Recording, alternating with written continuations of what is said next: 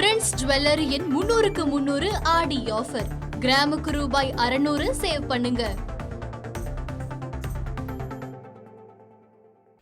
மாண்பு உறுப்பினர் கதிரவன். மாண்புமிகு பேரவைத் தலைவர் அவர்களே, இந்த புனிதமான தமிழ்நாடு சட்டமன்ற பேரவையில் மக்களின் நலனுக்காக தாக்கல் செய்யப்பட்டுள்ள 2026-27 ஆண்டு நிதிநிலை அறிக்கை மீதான விவாதத்தில் மணப்பாறை சட்டமன்ற தொகுதியின் மக்கள் பிரதிநிதியாக பேசுவதற்கு எனக்கு வாய்ப்பு வழங்கிய தங்களுக்கு முதலில் என் மனமார்ந்த நன்றியை தெரிவித்துக் கொள்கிறேன். தன்னலம் மறந்து பிறநலம் காணும் மனிதனே உண்மையான மனிதத்தை போற்றுகிறான். அத்தகைய மனித நேயத்தை பறைசாற்றலும் சுயநலத்தை துறந்து மானுடத்தின் சமூக நீதியை நிலைநாட்டவும் மக்களின் நலனையே தனது வாழ்வின் லட்சியமாக கொண்டு செயல்பட்டு வருபவர் நம் தலைவர், நம் பேரன்பிற்குரிய மாண்புமிகு முதலமைச்சர் அவர்கள். அவர்களின் வழித்தடம் பின்பற்றி வெறும் ரசிகர்கள் என்ற மனப்பான்மையை துறந்து கொள்கை கொண்ட தொண்டர்களாகவும் மக்கள் படையின் காவலர்களாகவும் மக்களின் சேவர்களாகவும் எங்களை மாற்றியவர் நமது மாண்புமிகு முதலமைச்சர் அவர்கள்.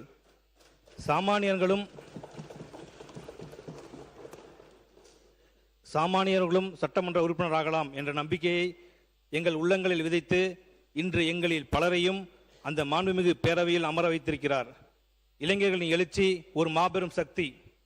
இன்றைய விதை நாளைய மாபெரும் விருட்சம் என்ற சுவாமி விவேகானந்தரின் சிந்தனையை நிஜமாக்கும் வகையில் இளைஞர்களுக்கு வாய்ப்பளித்து அவர்களின் ஆற்றலை மக்கள் பணிக்காக பயன்படுத்தி புதிய வரலாற்றையும் புதிய புரட்சியையும் படைத்துக் கொண்டிருக்கும் நமது மாண்புமிகு முதலமைச்சர் அவர்களுக்கும் மாண்புமிகு அமைச்சர் பெருமக்களுக்கும் இந்த மாண்புமிகு பேரவையின் அனைத்து சட்டமன்ற உறுப்பினர்களுக்கும் என் பேரன்பும் பெருமகிழ்ச்சியும் கலந்த வணக்கத்தை தெரிவித்துக் கொள்கிறேன்.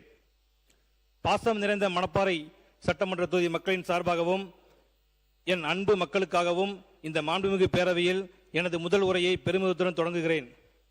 மாண்புமிகு பேரவைத் தலைவர் அவர்களே, இந்த நிதிநிலை அறிக்கையில் பள்ளி கல்வித்துறைக்கு 44,527 கோடி நிதி ஒதுக்கீடு செய்யப்பட்டிருப்பதை மக்கள் அனைவரும் வரவேற்கின்றனர்.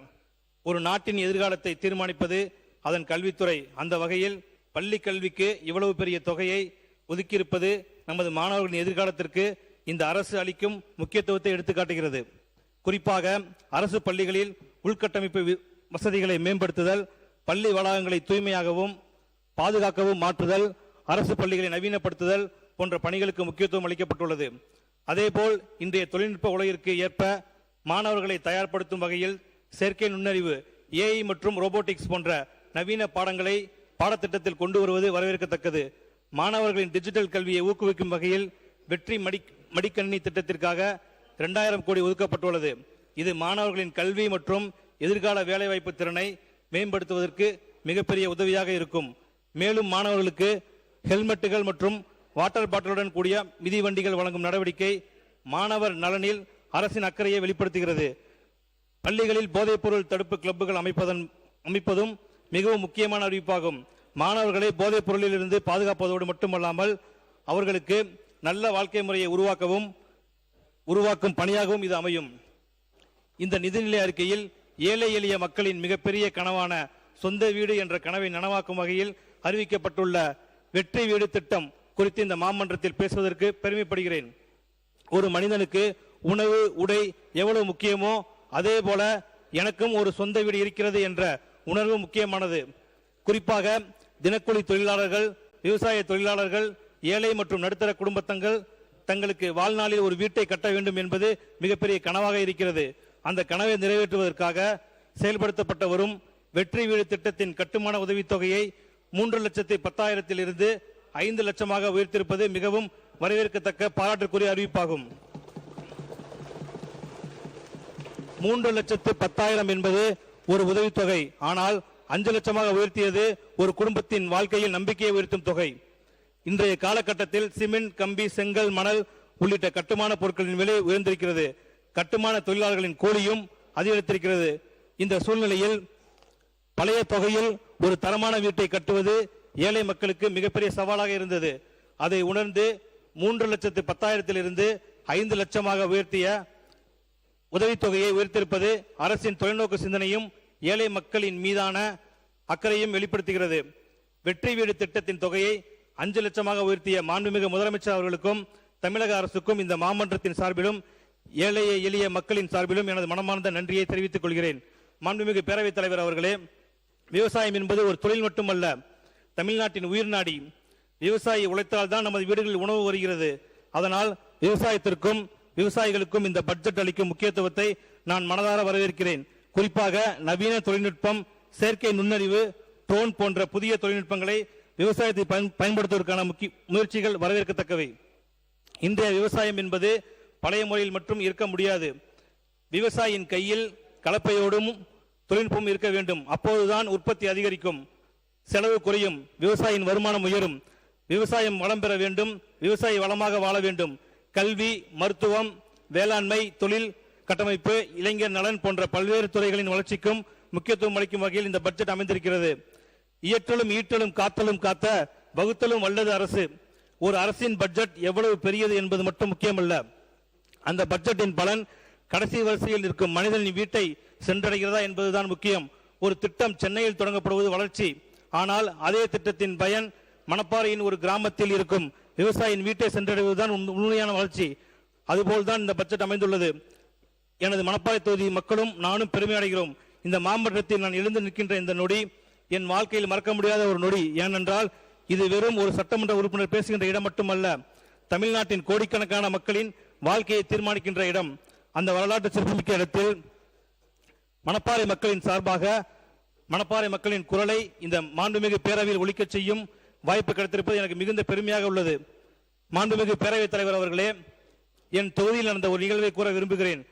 எனது மணப்பாறை தொகுதியில் உள்ள இனாம் புதுவாடி கிராம மாணவ செல்வங்கள் பள்ளிக்கு செல்ல சுமார் 10 கிலோமீட்டர் தூரம் நடந்து செல்ல வேண்டிய அவல்நிலை இருந்தது. கல்வி கற்க வேண்டும் என்ற அவர்களின் கனவுக்கு அந்த நீண்ட பயணம் ஒரு தடையாக இருந்தது. அந்த ஊருக்கு பேருந்து வசதி இல்லாத நிலை இருந்தது. இந்த நிலையை முதல்வர் கவனத்திற்கு கொண்டு சென்ற அன்றே மாண்புமிகு முதலமைச்சர் அவர்கள் உடனடியாக அந்த பகுதிக்கு புதிய பேருந்து வசதி ஏற்படுத்தி கொடுத்து மாணவர்களின் கல்வி பயணத்திற்கு வழிகாட்டியுள்ளார். அந்த மாணவ செல்வங்கள் மற்றும் மாணவர்களின் பெற்றோர்கள் என்னிடம் எங்களுக்காக புதிய பேருந்து வசதி ஏற்படுத்தி கொடுத்த முதலமைச்சர் அவர்களுக்கு சட்டமன்றத்தில் எங்களது நன்றியை தெரிவிங்கள் என்று அன்போடு கேட்டுக்கொண்டார்கள். அதன்படி இனாம் புதுவாடி மாணவர்களின் சார்பாகவும் அவர்களின் பெற்றோர்களின் சார்பாகவும் முதலமைச்சர் அவர்களுக்கு எனது மனமார்ந்த நன்றியை தெரிவித்துக் கொள்கிறேன். மாண்புமிகு பேரவைத் தலைவர் அவர்களே, என்னை வெற்றி பெறச் செய்த மணப்பாறை தொகுதி மக்களை பற்றி நான் சில வார்த்தைகள் சொல்ல வேண்டும். மணப்பாறை மக்கள் உழைப்பாளிகள், விவசாயிகள், கால்நடை வளர்ப்பவர்கள், சிறு வியாபாரிகள், தொழிலாளர்கள், அன்றாடும் வாழ்க்கையை நடத்த போராடும் ஏழை எளிய மக்கள்.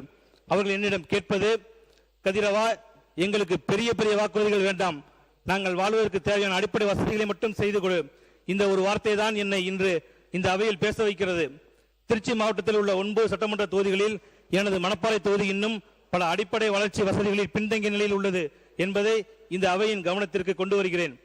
இது யாருடைய ஆட்சியையும் குறை சொல்வதற்காக நான் கூறவில்லை. மாறாக இனிமேல் மணப்பாறை பின்தங்கிய தொகுதி என்ற பெயர் இருக்காது என தொகுதி மக்கள் அனைவரும் நமது மாண்புமிகு முதலமைச்சர் மீது மிகுந்த நம்பிக்கை வைத்துள்ளார்கள். எங்கள் தொகுதியில் கிராமங்கள் அதிகம், விவசாயிகள் அதிகம். ஆனால் பல இடங்களில் இன்னும் அடிப்படை வசதிகளுக்காக மக்கள் காத்திருக்க வேண்டிய நிலை உள்ளது. சாலை வசதி வேண்டும், குடிநீர் வசதி வேண்டும், பாசன வசதி வேண்டும், மருத்துவ வசதி வேண்டும், பேருந்து வசதி வேண்டும், கல்வி வசதி வேண்டும், வேலைவாய்ப்பு வசதி வேண்டும், இளைஞர்களுக்கு விளையாட்டு வசதி வேண்டும். இதுதான் மணப்பாறை மக்களின் கோரிக்கை. மணப்பாறை என்றாலே அனைவருக்கும் முதலில் நினைவுக்கு வருவது மணப்பாறை முறுக்கு. தமிழ்நாட்டை தாண்டி உலகம் முழுவதும் மணப்பாறை முறுக்கிற்கு தனி அடையாளமும் தனி பெயரும் இருக்கிறது. ஆனால் மாண்புமிகு பேரவைத் தலைவர் அவர்களே, மணப்பாறை மக்களுக்கு கடந்த பல ஆண்டுகளாக மாறி மாறி ஆட்சி செய்த 2 திராவிட கட்சிகளும் முறுக்கை விட அதிகமாக கொடுத்தது என்னவென்றால் அல்வாதான். ஆம் தலைவர் அவர்களே, மக்களுக்கு கொடுத்த வாக்குறுதிகள் அல்வாவாகி போனது. பொன்னணி ஆறு அணை பிரச்சனைக்கு அல்வா, விவசாயிகளுக்கு அல்வா, வேலை வாய்ப்பு கேட்ட இளைஞர்களுக்கு அல்வா, குடிநீர் கேட்ட மக்களுக்கு அல்வா, மருத்துவ வசதி கேட்ட பொதுமக்களுக்கு அல்வா, கல்வி கேட்ட மாணவர்களுக்கு அல்வா. இதுதான் பல ஆண்டுகளாக மணப்பாறை மக்களுக்கு கிடைத்த பரிசு. மாண்புமிகு முதலமைச்சர் அவர்களே, மணப்பாறை தொகுதியின் உயிர் நாடியாக இருப்பது பொன்னணியாறு அணை. அது வெறும் அணை அல்ல, அது ஆயிரக்கணக்கான விவசாயிகளின் நம்பிக்கை, ஆயிரக்கணக்கான குடும்பங்களின் வாழ்வாதாரம், மணப்பாறையின் எதிர்கால வளர்ச்சிக்கான அடித்தளம். பல ஆண்டுகளாக என் தொகுதி விவசாயிகள் ஆட்சி செய்த 2 கட்சிகளிடம் அணை தொடர்பாக பல்வேறு கோரிக்கைகளை முன்வைத்துள்ளனர். போராட்டம் இல்லை, மனு கொடுக்காத நாள் இல்லை. ஆனால் அவர்களின் குரலுக்கு உரிய செவிசாய்ப்பு கிடைக்கவில்லை. முடியாது என்று சொல்லப்படும் காரியத்தையும் முடித்து காட்டுபவர் நீங்கள் என்ற நம்பிக்கை மக்களிடம் உள்ளது. எந்த அரசியல் கட்சியாலும் செய்ய முடியாததை நமது தமிழக வெற்றிக் கழகம் செய்து காட்டும் என்ற நம்பிக்கை எனக்கு மட்டுமல்ல, ஒட்டுமொத்த தமிழக மக்களுக்கும், குறிப்பாக மணப்பாறை தொகுதி மக்களுக்கும் உங்கள் மீது உள்ளது. எனவே மாண்புமிகு முதலமைச்சர் அவர்களே, பொன்னணியார் அணை மற்றும் கண்ணூத்தி ஏரிகளுக்கு மாயனூர் கதவணையில் இருந்தோ அல்லது தவுட்டுப்பாளையத்தில் இருந்தோ காவிரியின் உபரி நீரை நீரேற்ற முறையில் கொண்டு வரும் திட்டத்தை தமிழக அரசு பரிசீலனை செய்து அதனை விரைந்து செயல்படுத்த வேண்டும் என்று இந்த மாண்புமிகு பேரவையின் வாயிலாக வலியுறுத்தி கேட்டுக்கொள்கிறேன். இத்திட்டம் நிறைவேற்றப்பட்டால் மணப்பாறை தொகுதியின் விவசாயம் செழிக்கும், நிலத்தடி நீர்மட்டம் உயரும், ஆயிரக்கணக்கான விவசாய குடும்பங்களின் வாழ்வாதாரம் பாதுகாக்கப்படும். மணப்பாறை மக்களின் நீண்ட நாள் கோரிக்கைக்கு இனியாவது தீர்வு கிடைக்கும் என்ற நம்பிக்கையும் உறுதியும் மக்களுக்கு உள்ளது. மாண்புமிகு பேரவைத் தலைவர் அவர்களே, மணப்பாறை தொகுதி மக்களின் சில முக்கியமான கோரிக்கைகளை இந்த மாமன்றத்தின் கவனத்திற்கு மிகுந்த பொறுப்புணர்வோடு கொண்டு வர விரும்புகிறேன். மணப்பாறை காமராசர் அரசு மகப்பேறு மருத்துவமனை விரிவாக்கம், மணப்பாறையில் புதிய வட்டாட்சியர் அலுவலகம், வீரப்பூர் பகுதியில் புதிய காவல் நிலையம், வையம்பட்டி அரசு ஆரம்ப சுகாதார நிலையத்தை அரசு மருத்துவமனையாக தரம் உயர்த்துதல், 1077 ஏக்கர் பரப்பளவில் அமைந்துள்ள மணப்பாறை சிப்காட் தொழிற்பேட்டையில் கூடுதல் தொழில் முதலீடுகளை ஈர்த்து புதிய தொழிற்சாலைகளை கொண்டு வர சிறப்பு நடவடிக்கை. மாண்புமிகு பேரவைத் தலைவர் அவர்களே, பல ஆண்டுகளாக தமிழக மக்கள் எதிர்பார்த்து வந்த மாற்றத்தை தமிழக வெற்றிக் கழக அரசு நடைமுறைப்படுத்தி வருகிறது என்பதை இந்த அவையில் பெருமையுடன் பதிவு செய்கிறேன். தமிழக வெற்றிக் கழகம் மக்களிடையே பாசத்தையும் ஒற்றுமையையும் சகோதரத்துவையும் வளர்க்கும் அரசியலை முன்னெடுத்து வருகிறது. எதிரிகளை உருவாக்குவது அரசியல் அல்ல, மக்களின் எதிர்காலத்தை உருவாக்குவதே உண்மையான அரசியல். மக்களின் நம்பிக்கையை பெற்று அந்த நம்பிக்கைக்கு உண்மையாக இருந்து ஆட்சி நடத்துவதுதான் எங்களின் கொள்கை. மக்களின் வரிப்பணம் என்பது அரசின் சொத்தல்ல, அது மக்களின் பணம். எனவே மக்களின் வரிப்பணம் முழுமையாக மக்களின் நலனுக்காகவே பயன்படுத்தப்பட வேண்டும் என்பதில் எங்களுக்கு உறுதியான நிலைப்பாடு உள்ளது. அரசியலில் பழிவாங்கும் எண்ணத்திற்கு இடம் இருக்கக்கூடாது. மக்கள் பணியாற்ற வேண்டும் என்ற எண்ணமே இருக்க வேண்டும். மக்களின் வாழ்க்கையில் உண்மையான மாற்றத்தை ஏற்படுத்தும் நிறைவேற்றப்பட்ட திட்டங்கள் தான் வரலாறு படைக்கும். எனவே மக்களுக்கு வாக்களித்தார்கள் என்பதற்காக அவர்களை ஆள வந்தவர்கள் நாங்கள் அல்ல, அவர்கள் எங்கள் மீது வைத்த நம்பிக்கைக்கு பதிலளிக்கவும் அவர்களின் வாழ்க்கை தரத்தை உயர்த்தவும் அவர்களுக்காக உண்மையாக பணியாற்றவும் வந்தவர்கள் தான் நாங்கள். அதுதான் எங்கள் அரசியல், அதுதான் எங்கள் பயணம், அதுதான் தமிழகத்தின் எதிர்காலத்திற்கான எங்கள் உறுதி. இதைதான் நமது முதல்வர் எங்களுக்கு கற்றுக் கொடுத்தார். மாண்புமிகு பேரவைத் தலைவர் அவர்களே, என் உரையின் இறுதியாக, ஒரு காலத்தில் ஒரு சிறிய கிராமத்தின் இளைஞன் தனது கனவை சுமந்து நகரத்தை நோக்கி நடந்தான். அவனிடம் வசதி இல்லை, வாய்ப்பில்லை, ஆனால் ஒரு நாள் நாமும் சாதிப்போம் என்ற நம்பிக்கை மட்டும் இருந்தது. அந்த நம்பிக்கையை இன்று தமிழ்நாட்டின் இளைஞர்களின் மனதில் விதைத்துக் கொண்டிருக்கிறார் நமது மாண்புமிகு முதலமைச்சர் அவர்கள். இன்று அவர் தமிழ்நாட்டு இளைஞர்களின் சக்தியாக இருக்கிறார், நாளை இந்திய இளைஞர்களின் சக்தியாக திகழ்வார். இன்று தமிழ்நாட்டில் எழும் இளைஞர் குரல் நாளை இந்தியாவின் குரலாக ஒலிக்கும். இன்று தமிழ்நாட்டில் எழும் இளைஞர் சக்தி நாளை இந்தியாவை வழிநடத்தும் சக்தியாக மாறும். இந்த நம்பிக்கையோடு எனது மணப்பாறை தொகுதி மக்களின் குரலை இந்த மாமன்றத்தில் பதிவு செய்ய எனக்கு வாய்ப்பு வழங்கிய மாண்புமிகு பேரவைத் தலைவர் அவர்களுக்கும் மாண்புமிகு முதலமைச்சர் அவர்களுக்கும் எனது இதயபூர்வமான நன்றியை தெரிவித்துக் கொள்கிறேன். சாகும் போதும் தமிழ் படித்து சாக வேண்டும், என் சாம்பலும் தமிழ் மணந்து வேக வேண்டும். நன்றி, வணக்கம். மாண்பு உறுப்பினர், மணப்பாறை முறுக்கு பற்றி சொன்னீங்க. அந்த காலத்தில் ஒரு பெரிய பாட்டு, மணப்பாறை மாடு கட்டி மாயவரா ஏறு பூட்டி வயக்காட்ட உழுது போடு செல்லக்கண்ணு. இது எங்களை போன்றவர்களாம் ரொம்ப பிடித்தமான பாட்டு. அது மணப்பாறை என்பது ரொம்ப அந்த காலத்திலிருந்து மனதில் நிற்கக்கூடிய ஒரு ஊர். பிரின்ஸ் ஜுவல்லரியின் 300க்கு 300 ஆடி ஆஃபர். கிராமுக்கு ரூபாய் 600 சேவ் பண்ணுங்க.